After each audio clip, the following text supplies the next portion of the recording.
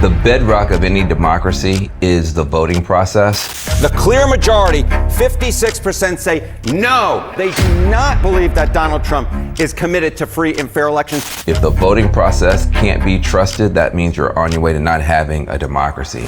Today, America's central institutions, even elections, are widely viewed as biased, rigged. And that's where we are, for two reasons. Van Jones on Substack. First of all, after the 2020 election, Republicans came to the conclusion that they can no longer trust Democrats to cast our votes fairly without cheating. At the same time, given Republican attacks on the Voting Rights Act, their commitment to gerrymandering, etc., Democrats no longer trust Republicans to count our votes fairly without cheating, which means you now have two different parties that distrust the electoral process. That road leads to disaster for any republic. What's going on here? The Republican Party is now engaged in a pretty serious attempt to restructure and change the way voting happens in America. In the past, it was liberals, progressives, civil rights activists, and others who were trying to get the federal government involved in elections. Why? Because for about 100 years in the southern states, if you were black, you basically couldn't vote. You had to jump through all kind of hoops and hurdles. You might get killed, shot, or lynched. They would make African Americans guess how many pennies were in a jar, or guess how many marbles were in the jar, or guess how many soap bubbles were in a bar of soap. And if you guessed wrong, which everyone always did, you could not register to vote. The 1960s civil rights movement was mainly an effort to fix that.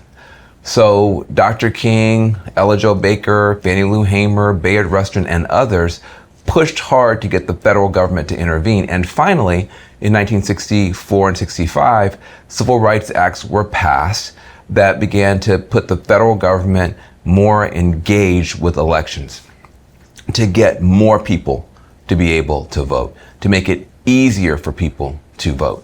And the Voting Rights Act, by the way, was a bipartisan measure, and it was voted back into existence multiple times on a bipartisan vote, all the way through George W. Bush in the early 2000s. But something changed in 2020 when Donald Trump decided he wanted to run for re-election, his right to do so, and he lost. He began to engage in what Democrats call the big lie. What's the big lie? The big lie is he actually won. And despite 50 plus lawsuits, which the courts could not find any evidence he'd actually won, despite now years and years of conversation and accusations, there still is no credible evidence that Donald Trump won the 2020 election. But a large number of Republicans feel that he did win that election.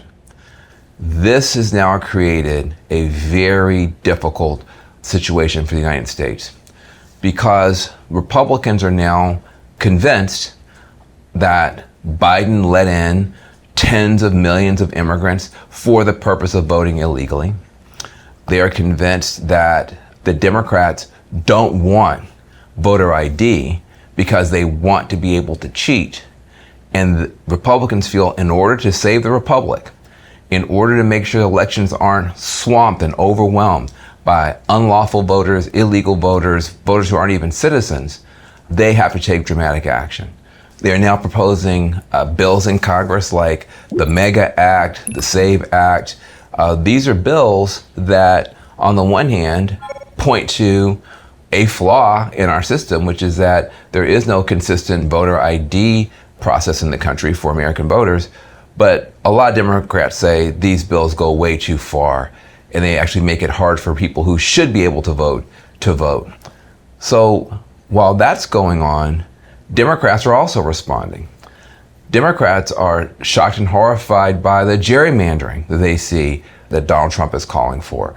They're shocked and horrified by seeing federal agents go into Atlanta and grab thousands of boxes of votes and disappear with them with no explanation. They're shocked by federal agents going to Puerto Rico and grabbing votes. They're shocked by the Doge effort at the federal level, allegedly purging voter rolls, and a whole number of actions on the part of the Trump administration. They think this isn't just designed to make sure that the frankly very small number of people who vote illegally are kept in check. This seems to be a top-down takeover of the voting system, not like in the 60s to get more people able to vote, but instead to get more people unable to vote, but instead to push more people out of the voting booth. And so you've got a standoff now over the most important part of a democracy, which is everyone's right to vote if you're a citizen and to vote in a free and fair election. And there seems to be no attempt to resolve this except for both sides to keep accusing each other of crimes against the state. I think this is all ill-considered. I think there should be a grand bargain that's available here. When both sides have concerns, maybe we should listen to each other. I think Republicans aren't wrong to say, well, geez, man, you have to show an ID to get on a plane. You have to show an ID to buy a beer. Shouldn't you have to show an ID when you vote? I don't think that by itself is a terrible idea. The problem with it is that getting an ID is very easy if you're a middle-class person or a wealthy person or somebody whose household has been well-run. But if you are a low-income person, if you're someone who's from a rural part of the state, if you're somebody who has 3 jobs, just trying to get all that paperwork together to get a good ID does take time and money that you may not have. So the simple solution there is, why not require voter ID, but then also put money into the system to help all those people who need help getting an ID get the ID. It will make their lives better. Look, unless you're a criminal or an undocumented immigrant, having an ID is great. It's fantastic. I work with a group in Philadelphia. A lot of what they do to stop violence is to help young people get ID so they can get into the workforce, so they can get a business license, so they can do other things. Not having IDs is not just bad for democracy, it's bad for low-income people because it's better to have an ID than not. So a fair solution here could be, yes, we want voter ID, and it's so important to the country, we're actually willing to pay for it. We're actually willing to empower communities, have people go door to door and do what they need to so that it's not an undue burden on some, while others it's no burden at all. That's a reasonable compromise. But that's a compromise that would make Republicans feel better. What about a compromise that would make Democrats feel better? I think Democrats are still quite upset about the Republican attacks on the Voting Rights Act. As we know, Dr. King gave his life for that cause.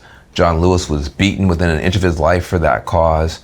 It's one of the great heroic moments in the American journey when the Voting Rights Act was passed.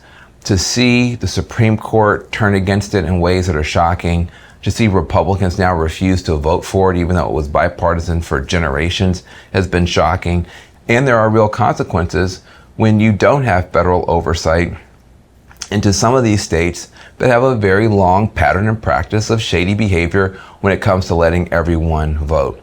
So I think an exchange for Democrats saying, yes, with proper supports and the timing and capacity building, we do think people should have an ID.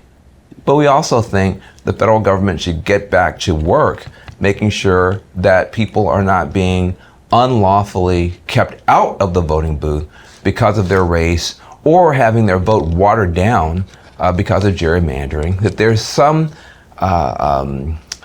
grand bargain here where Republicans could get the trust that they need, that people are casting their votes fairly, but Democrats could also get the trust that we need, that our votes are being fairly counted and that our votes count at all.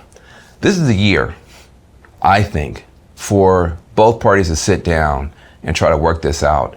Because if we don't, where we're headed is an outcome where neither side truly trusts the voting system, which means neither side truly trusts our democracy, which means neither side truly trusts the American system. That's dangerous for everybody. Look, if you want to know more, here are some really amazing resources. These groups are awesome. Check them out. Van Jones on Substack.